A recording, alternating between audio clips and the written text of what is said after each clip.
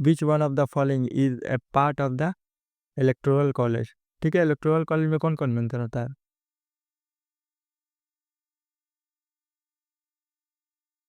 Elected MP, ठीक है, लोकसभा राज्यसभा का, और इलेक्टेड एमएलए।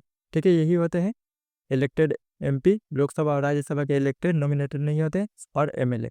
ठीक है, यहाँ पे देखिए which of the following part of the electoral college.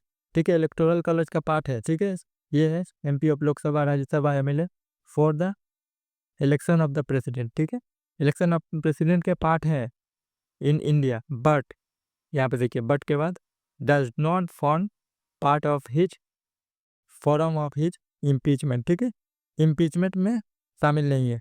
देखिए यहाँ पे Lok Sabha MP, Rajya Sabha MP, legislative assembly mention है। ठीक है, यहाँ पे मैंने लिख दिया MP, Lok Sabha, Rajya Sabha, MLA.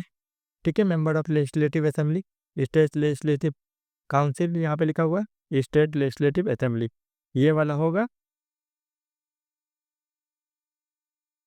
Council, ये वाला नहीं होगा। ठीक है, तो एक करेक्ट स्टेटमेंट क्या पूछा है, ये वाला हो जाएगा करेक्ट स्टेटमेंट। ठीक है, ये वाला स्टेटमेंट करेक्ट हो जाएगा, क्योंकि ये तीनों तो पार्ट है, यहाँ पे नॉट पूछा है। ठीक है, डज नॉट पार्ट, ठीक है, does not part of forum of his impeachment. ठीक है, इम्पीचमेंट के प्रोसेस में शामिल नहीं होता है, लेजिस्लेटिव काउंसिल जो होता है वो नहीं होता है। ठीक है, इलेक्शन में भी शामिल नहीं होता है। ठीक है, और इम्पीचमेंट में भी शामिल नहीं होता है। ये तो लेजिस्लेटिव काउंसिल जो है इलेक्शन में शामिल होता है, लेकिन इम्पीचमेंट में भी शामिल नहीं होता है, लेकिन ये इलेक्शन में शामिल होता है। ठीक है,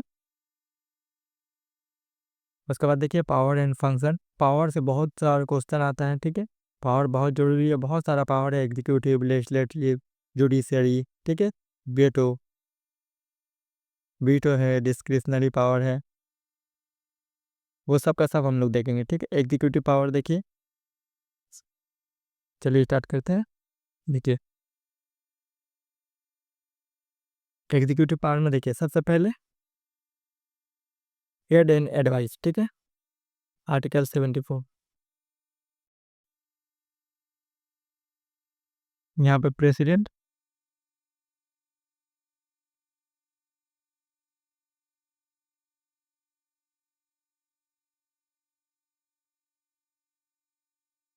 ठीक है, यहाँ पे एड एंड एडवाइस।